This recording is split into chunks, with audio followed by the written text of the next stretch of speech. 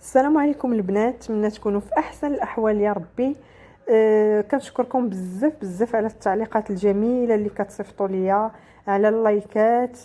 شكرا لكم بزاف. بلا بكم ما غاديش تكون عندي هذه القناه كتطلع بهذه الطريقه. كنشكركم بزاف والله الشكر قليل في حقكم. واليوم كيف ما كتشوفوا غادي نديروا واحد الوصفه ديال البطبوط بالشحمه.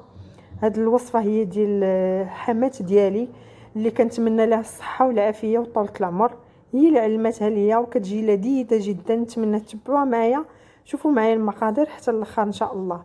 كيف ما كتشوفوا هنايا عندي واحد المقدار ديال الكيلو تقريبا حتى الكيلو ونص ديال الدقيق القمح كامل مع شويه الفينو اي الحرش. وعندي هنا الماء وعندي هنا الخميره متفاعله. درت واحد معلقه ونص ديال الخميره ودرت معاهم واحد شويه ديال السنيده والماء دافي وراه تفاعلت في ظرف ديال 3 دقائق. هاد العمليه كتساعد لي كتعاوني بزاف باش العجين ديالي كيتخمر دغيا. المهم انا غادي نحطهم يتعجنوا ان شاء الله، ومن بعد نرجع لكم نكملوا باقي المراحل. كيف ما كتشوفوا البنات هنايا خديت هذاك دقيق القمح كامل، ها هو كاين عندي في هاد لو بول. خويت عليه الخميره اللي اختمرت ليا في ظرف 3 دقائق. هاد الطريقه كتساعد العجينه باش دغيا تخمر كيف ما قلت لكم. وهنا كنضيف الماء حسب الخليط تقريبا، حسب القمح واش ياخذ الماء اكثر ولا لا. المهم انا خلطت هنا كيف ما كتشوفوا، وغادي نضيف الماء بطبيعه الحال وغنديه يتعجن. مني غادي يتعجن البنات غادي نرجع معكم باش ندوزو لباقي المراحل.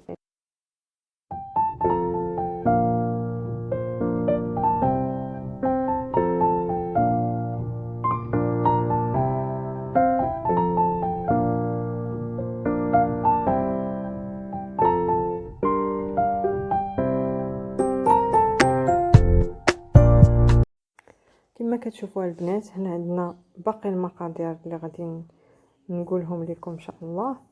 هنا كيف ما كتشوفوا عندنا واحد البصله كبيره مشلطه، حاولوا تشلضوها رقيق لانها كتبقى خضره، ما كنطيبوش كنديروها في الحشوه هكا خضره وكتجي مميزه. وهنا عندي واحد تقريبا 2 معالق كبار ديال ربع قزبر ومعدنوس.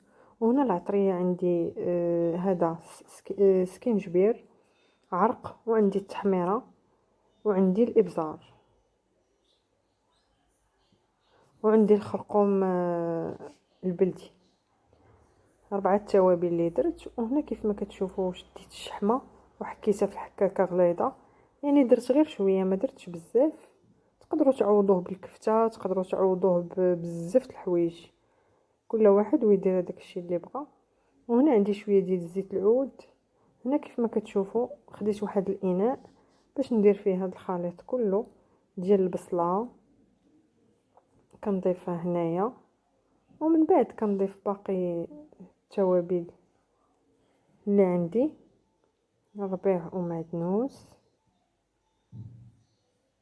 كيف ما كتشوفوا كنضيف كذلك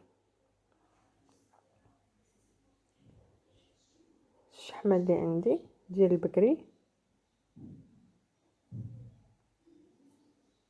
وكنضيف العطريه ديالي. وكذلك اللي بغى يدير الهريسه كتبقى اختياريه، اللي بغى يزيد شويه الهريسه كتعطيها واحد اللذه اكثر.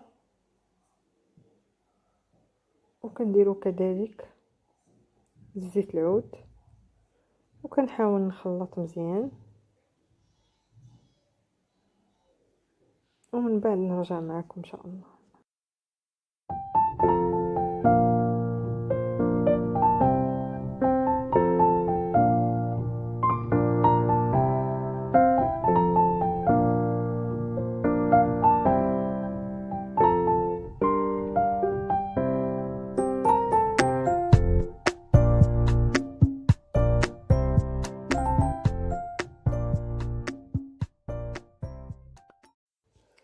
ولهنا البنات هنا بعد ما مزجت الخليط كامل ضفت واحد الاضافه كما قلت لكم قبيله ديال الهريسه، وضفت كذلك الزيتون مقطع.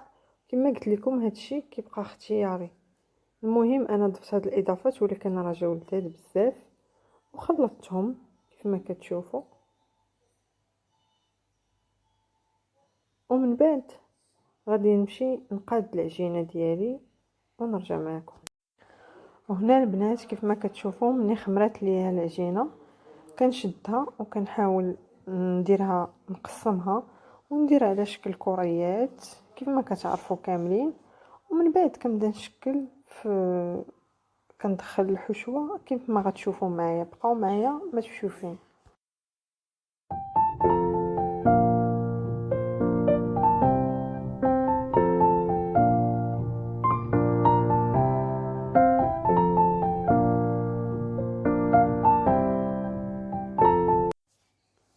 كما كتشوفوا البنات بعد ما خمرات ليا حاولت ندورهم على شكل كرات كيف ما كتشوفوا بعد ما قسمتها. ومن بعد كنحطها في واحد المنديل وكنغطيها باش ما تيبسش ليا. وغادي نبدا نشكل في البطبوطات ديالي بالشحمه. غادي نبدا نقرص ونعمرهم بهاد الحشوه ونعاود ثاني نقرصها ونرجعها تحت من داك المنديل حتى تخمر ونبدا نطيب فيهم. خليكم معايا باش تشوفوا النهايه ان شاء الله باذن الله.